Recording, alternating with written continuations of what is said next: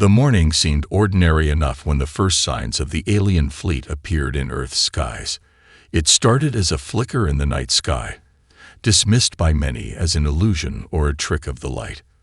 But soon, the flicker grew larger, and the world's radar systems began to pick up massive incoming objects. Panic spread quickly as military forces scrambled to confirm what was happening. By dawn, there were no more doubts.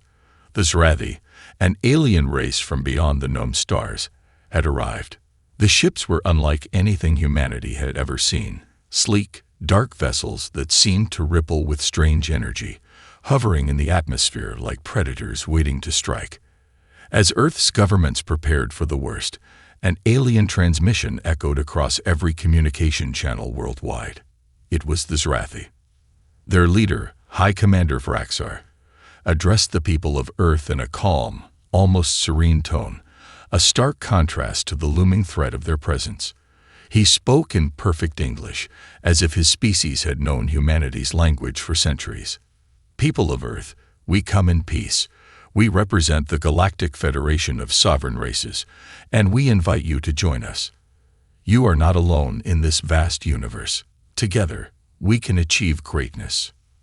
At first, there was hope. Diplomacy, after all, had been the foundation of human society. But Earth's leaders, while cautious, agreed to entertain the offer. With tensions running high, the UN convened a global summit to discuss how to respond to this unprecedented situation. Leaders from every nation gathered in secret, hoping for the best but bracing for the worst. There were whispers of an ancient alien threat, of races that had conquered entire worlds, but nothing concrete. The Zrathi had never been encountered before. Then came the second message, chilling one. Your cooperation will ensure your place among the stars, Vraxar continued. Refusal, however, will bring devastation. The Zrathi's seemingly benevolent offer had a hidden menace. Earth's representatives were taken aback, yet still, some clung to hope, trying to buy time for diplomacy. Negotiations began, but they were laced with an underlying tension. Vraxar and his advisors offered advanced technologies, claiming it was a gift to humanity for joining their federation. Yet, no matter how carefully Earth's diplomats probed, the Zrathi were vague about the specifics of this peaceful alliance. The UN called for a vote, but things quickly went awry. As Earth's leaders prepared for what they hoped would be a peaceful resolution, the Zrathi turned the tables. The message was clear: join us or submit to our power. Then, without warning, the first strike came. It wasn't an attack from orbit or a space battle, as one might have expected. No, the Zrathi struck with surgical precision, using weapons they had offered to Earth's leaders, advanced energy-based technology that could level entire cities in seconds. The first wave of destruction came as a shock. Major cities in Europe, Asia, and the Americas were hit in unison. The Zrathi's weaponry was too advanced for any Earth defense system to intercept. No one had even seen them coming. In New York, the skyline erupted in blinding light as a massive energy beam tore through the city, reducing buildings to rubble. In London, entire districts vanished as the streets buckled under the force of the alien onslaught. In a matter of hours, millions of lives were lost. The world was plunged into chaos. At first, there was a moment of stunned silence. Governments, overwhelmed by the scale of the destruction, struggled to issue a response. News outlets scrambled to cover the unfolding catastrophe, while military forces rallied in a desperate attempt to retaliate. However, the Zrathi weren't done. They had only just begun. In every major city on Earth, the Zrathi deployed their drones. Swift, highly advanced machines capable of decimating resistance. Human military forces, despite their best efforts, were no match for the alien technology. No missile could break through the Zrathi shields, and no bomb could touch their ground forces. Humanity was losing the battle. Yet, amidst the chaos, something extraordinary began to happen. Humanity didn't surrender. Instead of falling into despair, Earth's remaining military leaders began to organize. Scientists and engineers worked together around the clock to reverse engineer the alien technology, desperate for any advantage. Even in the face of unimaginable destruction, humans fought back, not with brute force, but with their unparalleled ability to adapt and innovate. This was just the beginning, and Earth would not be crushed so easily. The spark of resistance had been lit, and it was only a matter of time before it would ignite into something much bigger. What the Zrathi had failed to understand was that humanity had a strength no one had anticipated: the strength of its will to survive. The fight for Earth was just beginning, and it would not end in defeat. In the wake of the devastating first strike, Earth's remaining leaders and military commanders gathered in hastily constructed war rooms, their faces etched with disbelief. The scale of the Zrathi's assault was unlike anything they had ever imagined. Entire cities had been leveled in a matter of hours, and there was no sign of a ceasefire. The aliens were relentless, unyielding, and shockingly efficient. Yet as the dust began to settle, and humanity's first response was underway, a troubling thought began to emerge. Had the Zrathi known all along that Earth would resist? Though the initial message from High Commander Vraxar had been calm and inviting, Earth's diplomats couldn't shake the feeling that something had been off. The Zrathi had offered peace, but their weapons, now devastating Earth's cities, suggested an ulterior motive, something far darker than the Federation they had promised. And then came the horrifying realization that Earth's resources, the very ones the Zrathi had so quickly demanded access to, were exactly what they needed to fuel their empire. In the quietest hours of the night, a team of scientists, led by Dr. Lena Shaw, a geneticist turned defense strategist, uncovered something shocking. Ancient records, buried in old archives, hinted at a forgotten history of Earth that could hold the key to understanding what was truly happening. It was an anomaly, something that no one had paid attention to in all of human history. Humans had been in contact with alien species long before the Zrathi had arrived. Dr. Shaw's team scoured through historical texts and decoded symbols from ancient ruins found across the globe. What they discovered sent chills down their spines. Earth's ancestors, millennia ago, had interacted with a race far older and far more advanced than the Zrathi. This alien race had embedded knowledge into the human genome, something deep within the DNA of every living human. The Zrathi, it seemed, were not the first aliens to recognize Earth's potential. The ancient race had designed humanity with hidden, dormant abilities, genetic enhancements meant to unlock under specific circumstances. Could these powers be the key to defeating the Zrathi? As Dr. Shaw and her team delved deeper, they unearthed evidence suggesting that the Zrathi had long been aware of Earth's potential, yet had underestimated humanity's current technological state. The Zrathi's sudden and violent arrival seemed too calculated to be a mere coincidence. They weren't just here to recruit Earth into their federation. They were here to exploit it. Earth's resources, particularly the energy hidden beneath the planet's surface, were something the Zrathi needed desperately for their own survival. It was clear now. The Zrathi had been mining and plundering planets like Earth for centuries, leaving devastated worlds in their wake. The timeline of their conquest became evident. The Zrathi would visit primitive planets, offer peaceful invitations, and once the civilization accepted, they would strip it of its resources and enslave its people.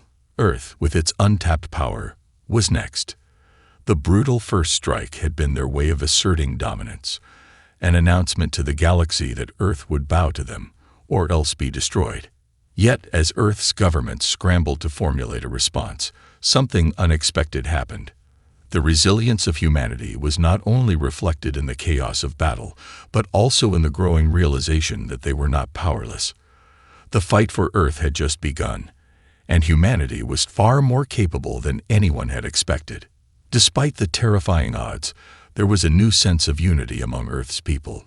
Governments, scientists, and engineers now worked side by side, not just to survive, but to fight back. The discovery of their genetic potential sparked hope, a flicker of something they hadn't known existed until now. As global leaders met to strategize, One word echoed through the halls of their war councils: adaptation. They would reverse engineer Zrathi technology. They would unlock their genetic capabilities.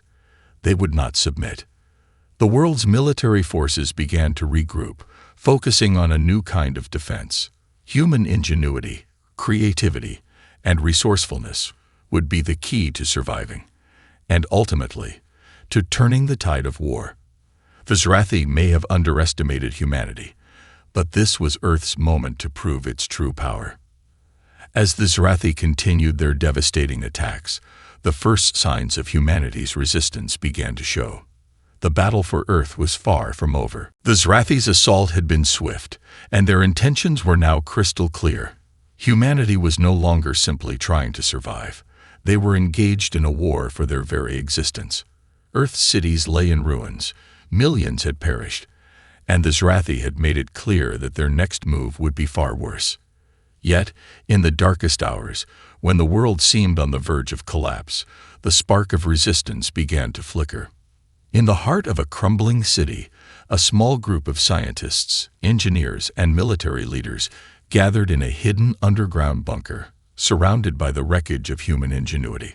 Dr. Lena Shaw, who had been instrumental in uncovering the ancient connection between humanity and an older alien race, now found herself leading a new kind of operation, a desperate counteroffensive. The realization that Earth had untapped abilities, buried within the very DNA of its people, was both a curse and a blessing. With the Zrathi's overwhelming technological advantage, the only way to fight back was to outthink them, to adapt and evolve faster than they ever anticipated. The first step was a daring and unexpected move. Using reverse-engineered technology from the wreckage of a Zrathi command ship, a small team of human engineers managed to hack into the Zrathi's communication network. The results were extraordinary. They discovered that the Zrathi had an internal system of coordination, one that was vulnerable to disruption. If humanity could infiltrate and take control of these systems, they could cripple the Zrathi's ability to command their forces. It was a risky plan, but humanity had no other choice. As the world's military leaders coordinated their next steps, Earth's best and brightest began developing new weapons using the salvaged alien tech. The Zrathi's energy weapons, while devastating, had one weakness. They relied on a power source that could be disrupted by human ingenuity. Earth's engineers worked tirelessly to build a series of EMP-based disruptors that could take down Zrathi weapons and shields. Their first prototype, a small, crude device, was ready for deployment. On the night of the strike, a team of elite soldiers, led by Colonel Eric Stevens, a seasoned veteran who had lost his family in the initial attack, was chosen for the mission. Their target, a Zrathi power station located deep within the heart of the occupied zone. The power station was responsible for supplying energy to the Zrathi's fleets and weapons, and if they could disable it, they could disrupt the entire enemy command structure. The mission was daring, to say the least. Stealth was impossible. Zrathi drones patrolled the skies, scanning for any sign of resistance. The team infiltrated the area under the cover of night, using the very same EMP disruptors they had developed. Their goal was clear: plant the devices, trigger the EMP bursts, and escape before the Zrathi could react. As they neared the facility, the tension was palpable. The Zrathi, though seemingly invincible, were not infallible. For the first time since the war had begun, Earth's soldiers realized that the Zrathi might not be as invulnerable as they had assumed. Humanity's resolve had finally begun to match their desperation. Colonel Stevens and his team planted the devices with precision. The countdown began, and they made their way to the exit, only to be detected at the last moment. The Zrathi's drones converged on their position, and for a heartbeat, it seemed as if the mission would fail. Yet, just as the drones closed in, the EMP devices went off, sending shockwaves of electromagnetic pulses across the facility. The Zrathi's weapon systems failed, and their shields collapsed. For the first time in weeks, Earth's forces had an advantage. The Zrathi scrambled to regain control, but it was too late. The human soldiers, armed with newly adapted weapons and boosted by their knowledge of the alien tech, pushed forward. They fought through the chaos, taking advantage of the confusion. Zrathi forces fell back in disarray, and the humans managed to complete their mission, escaping just as the power station exploded in a blinding burst of light. The strike was a success. Against all odds, humanity had dealt the Zrathi a significant blow. But it was only the beginning. As the world watched in shock and awe, the message was clear. Humanity would not simply roll over. They would fight, using their intelligence, creativity, and sheer willpower to take back what was theirs. The first victory was a testament to what humans could achieve when faced with the impossible. The Zrathi, once confident that they could crush Earth with ease, now had to reconsider their plans. Humanity had shown them something they had never expected. The power of human ingenuity, the relentless drive to survive, and the untapped potential buried within the people of Earth. The war was far from over, but for the first time, it felt like humanity had a fighting chance. The success of the first strike rippled through the global resistance like a shockwave. For the first time since the Zrathi's arrival, humanity dared to believe that they might actually win. The victory was symbolic, a triumph of human ingenuity over seemingly insurmountable odds. But it was far more than that. The world's military leaders and scientists recognized that this moment could be the turning point. The Zrathi, while powerful, had underestimated humanity's ability to adapt and fight back. News of the strike spread rapidly. In cities once reduced to ashes, survivors rallied to the cause. Earth's military forces, once disorganized and overwhelmed, began to regroup. Global unity, which had long been a distant ideal, was now a reality. Nations that had once been at odds now set aside their differences to fight the common enemy. The fight against the Zrathi was no longer just a series of isolated battles. It was a global war, with humanity standing together as one. Dr. Lena Shaw, who had been at the forefront of uncovering humanity's ancient connection to the stars, was now overseeing a massive scientific effort. Earth's best minds were working tirelessly to reverse engineer Zrathi technology, developing new weapons and strategies. What had once been seen as the Zrathi's advantage was now humanity's greatest asset. They had learned how to disable Zrathi shields, hack into their communication systems, and modify their weapons. The Zrathi's technological edge was shrinking, and humanity was rapidly catching up. The human adaptation to alien technology was revolutionary. Earth's engineers began constructing new types of spacecraft, armed with weapons designed to counteract the Zrathi's energy-based attacks. These ships, while still in their infancy, proved highly effective. With Earth's military forces now better equipped and organized, they launched coordinated offensives across multiple fronts.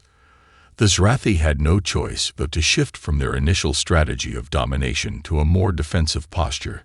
Their previously flawless assaults began to falter as they struggled to cope with the unexpected effectiveness of humanity's newfound tactics.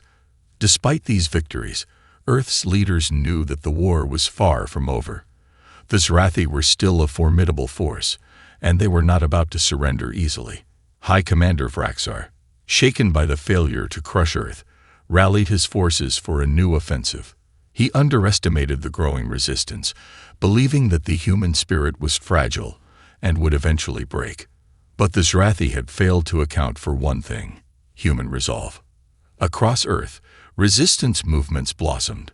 People from all walks of life, engineers, scientists, farmers, students, joined the fight, contributing in ways no one had anticipated. Some built new weapons, while others developed ingenious countermeasures to disrupt the Zrathi's plans. The creativity and resourcefulness that had always defined humanity became its greatest weapon. Every corner of the planet was alive with the drive to fight back.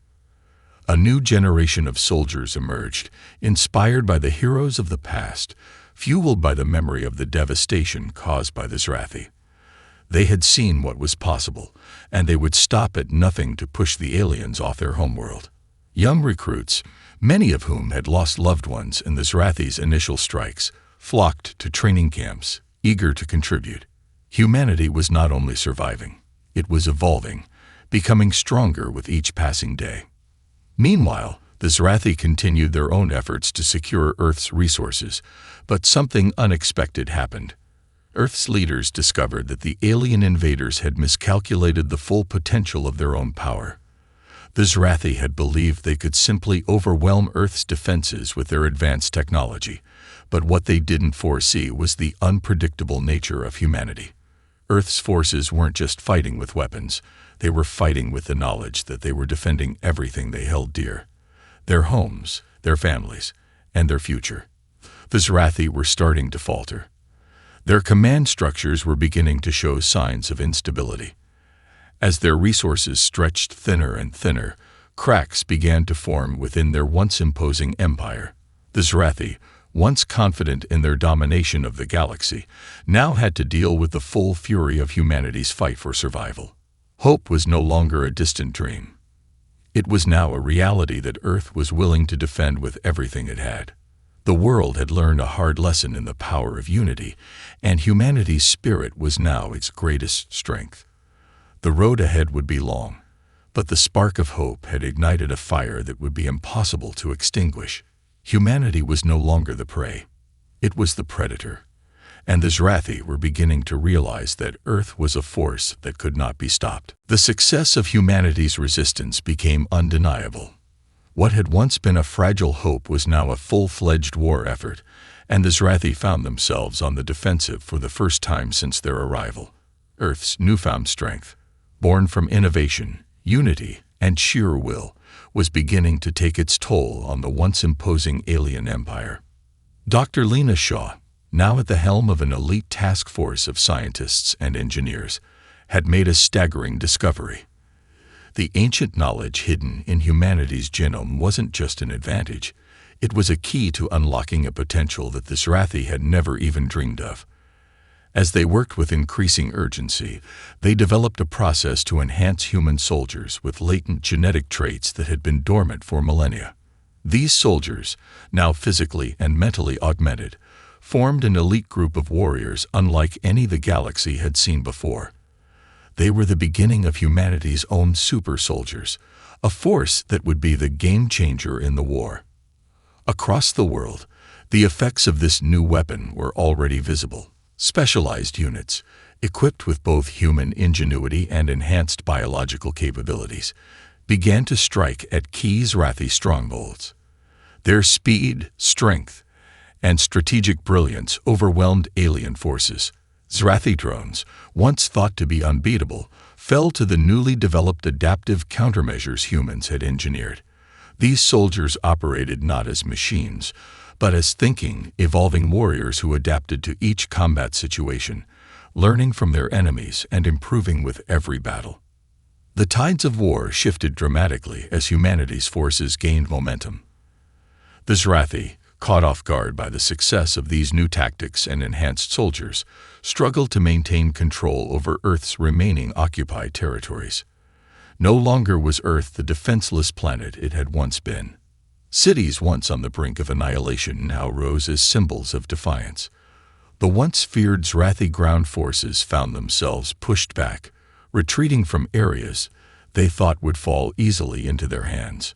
Yet, even as humanity gained ground, the Zrathi refused to yield. High Commander Vraxar, humiliated by the failures of his forces, called for a massive retaliation. The Zrathi would launch a final, all-out assault, a brutal campaign that would decimate Earth's last line of defense and put an end to humanity's rebellion. This was no longer just a battle for Earth, it was a battle for the galaxy itself. But Earth was prepared. With each passing day, humanity's forces had learned, adapted, and grown stronger. The global resistance had consolidated under unified command. Earth's military now controlled a vast network of bases, scattered across every continent and fortified by the very technology the Zrathi had once believed would be their downfall. As the final offensive loomed on the horizon, a new strategy emerged. The war would no longer be fought on Earth's soil alone. Earth's forces had developed their own interstellar fleet, powered by reverse-engineered Zrathi propulsion technology.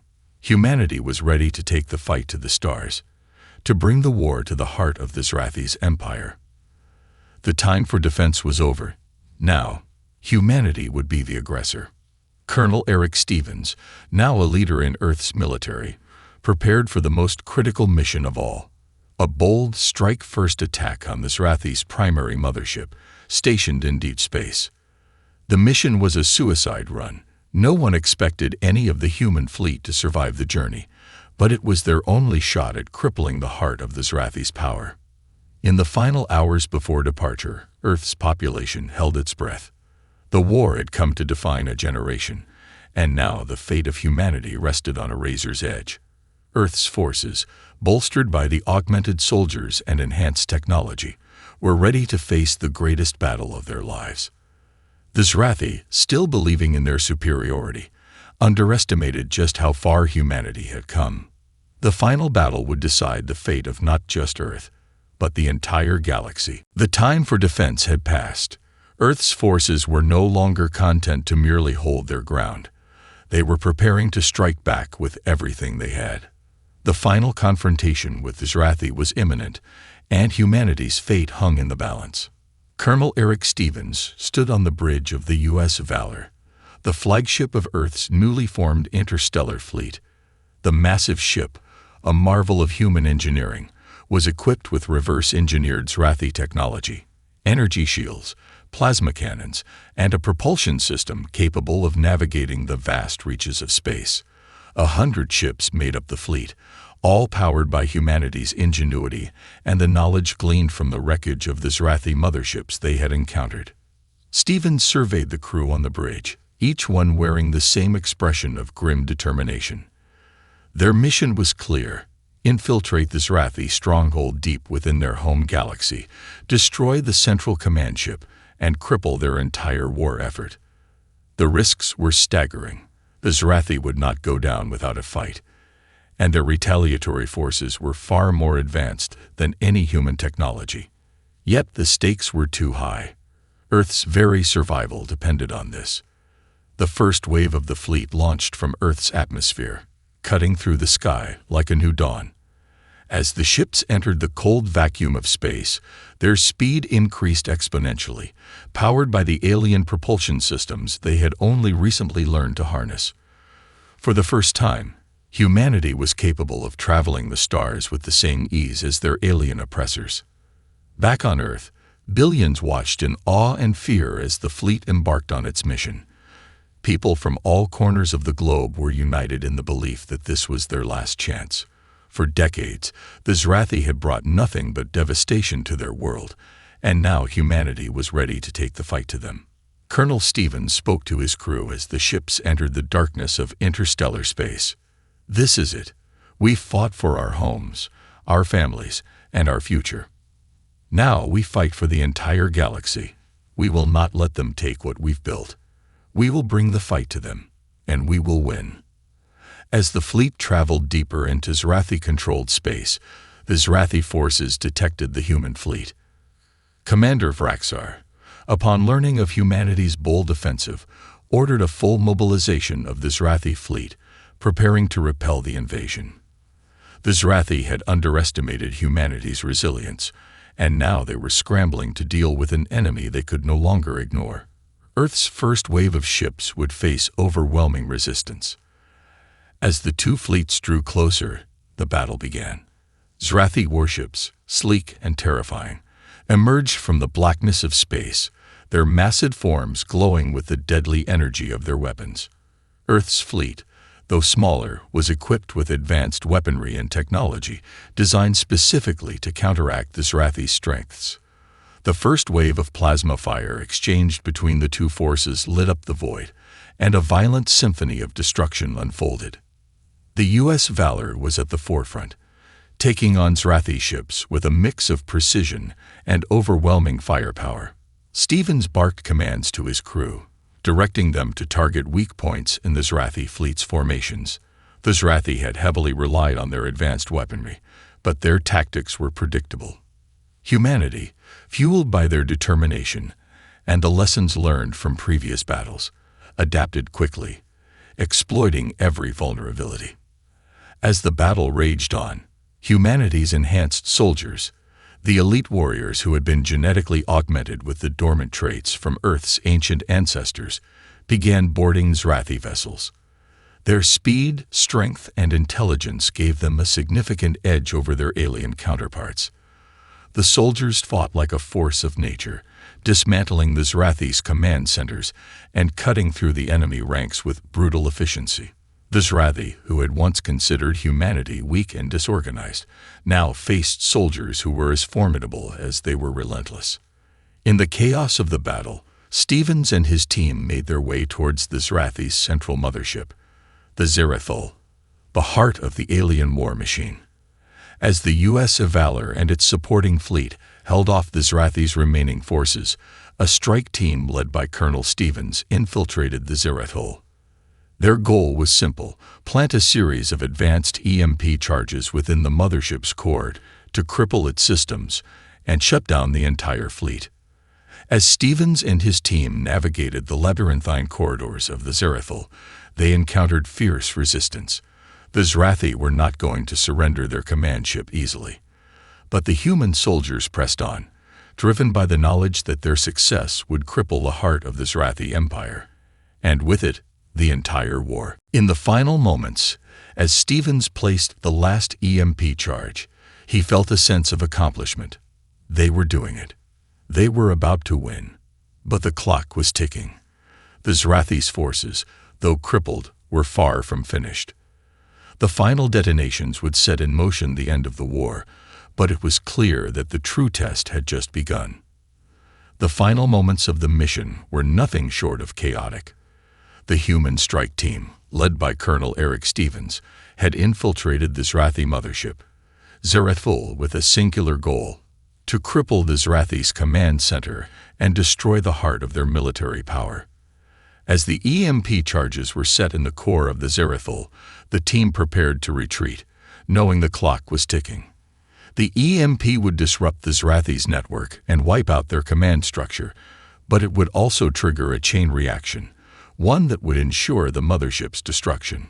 The corridors of the Zerathul, once a place of alien efficiency, were now a war zone. Zrathi soldiers, their green, scaly skin glistening under the harsh lighting, charged toward the humans in an attempt to stop them. They were relentless, but the enhanced human soldiers, fueled by ancient genetic traits, were even more formidable. They fought with a speed and precision that stunned the Zrathi, cutting down alien warriors as if they were nothing more than obstacles in their path. Colonel Stevens led the charge, his mind focused on one singular thought. They had to get out before the ship was destroyed. The EMP charges had been placed, but the battle was far from over. The Zrathi were not going to let their prize mothership fall without a fight. As Stevens and his team neared the exit, the walls shook with the tremors of distant explosions. The Zrathi had begun to activate their self-destruct mechanisms, a last-ditch effort to take down humanity's strike team along with their command center. "We don't have much time," Stevens shouted, his voice a low growl through the comms. "Move, now." They sprinted through the corridors, racing against the clock. The Zrathi, realizing their mothership was on the verge of destruction, began to pour reinforcements into the halls, but it was too late. The strike team reached the hangar bay, where their escape craft awaited. The ship's engines roared to life, and within moments, the team was hurtling toward the stars. Outside the Zerathul, Earth's fleet was engaged in a brutal battle with the remaining Zrathi ships. The Zrathi were reeling from the loss of their central command, but they still fought with a ferocity that seemed endless. The battle, however, was shifting. As the EMP charges detonated within the Zerathul, the Zrathi fleet's coordination began to falter. Ships that had been operating under perfect synchronization suddenly became disjointed, their weapons systems malfunctioning. Earth's forces, using the chaos to their advantage, launched a final devastating counterattack. The once imposing Zrathi fleet was now a disorganized mess. Ships turned on each other, unable to communicate with their commanders. Earth's fleet, though smaller, was nimble and relentless.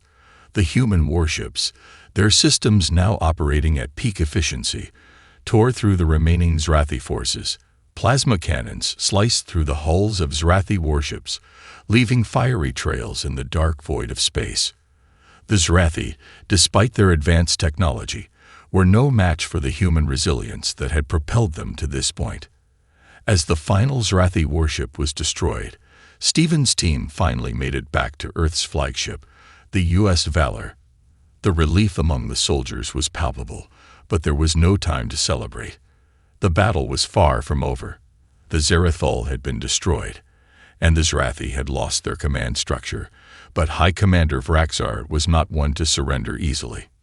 "We've won the battle, but the war isn't over," Stevens said, his voice grim as he addressed his crew. "We've given them a wound they cannot recover from, but Vraxar will come at us with everything he has left. Earth must remain vigilant." But as the crew of the U.S. Valor looked out over the wreckage of the Zrathi fleet, there was a sense of unity and purpose that hadn't existed before. The impossible had been achieved. Humanity, once on the brink of annihilation, had taken the fight to the heart of the Zrathi Empire and won. For the first time, Earth had shown the galaxy what it meant to survive and thrive against overwhelming odds. The victory over the Zerathul and the crippling of the Zrathi fleet were decisive, but the galaxy still lay in wait, full of uncertainty. The Zrathi were far from gone, but their grip on Earth was loosening. And for the first time since the invasion began, humanity could look to the future with hope, knowing they had proven themselves a force to be reckoned with. The final battle against the Zrathi had been fought, and for the first time since their invasion, humanity had emerged victorious. The destruction of the Zerathul, the Zrathi's central mothership, and the crippling of their fleet had dealt a devastating blow to the alien empire. Yet, despite the monumental victory, humanity knew that the war was not truly over. The Zrathi, led by the vengeful High Commander Vraxar, still had pockets of resistance scattered across the galaxy. But the balance of power had irrevocably shifted. The human forces had proven themselves capable of standing toe-to-toe with the once invincible Zrathi. The unity among nations, the innovative technologies they had stolen from the Zrathi, and the genetically enhanced soldiers were no longer mere concepts. They were reality. Humanity had become a force that could not be ignored. In the aftermath of the battle, Earth's leaders gathered to discuss what came next. A new era was dawning for the planet, one that would forever change the course of human history. No longer would Earth be a defenseless outpost in the galaxy. Humanity had discovered its true strength, its ability to adapt, innovate, and fight for its survival. Now, Earth's leaders turned their attention to what remained of the Zrathi and how to finally secure the future of humanity.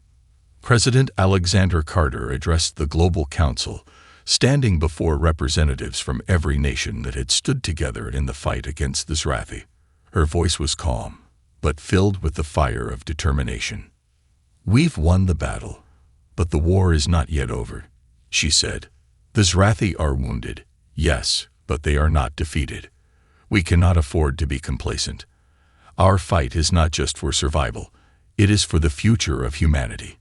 The Council nodded in agreement.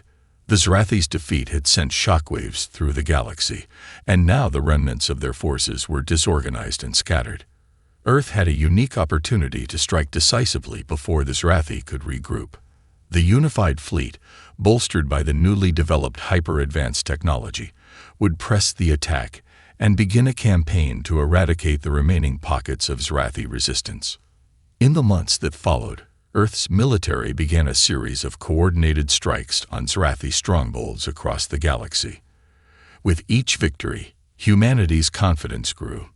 Their ships, now equipped with the most advanced technology in the galaxy, swept through Zrathi-held space like a storm. Earth's forces, though battle-hardened and fewer in number, had the advantage in both technology and tactics. The Zrathi, still reeling from their defeat, were unable to mount an effective defense.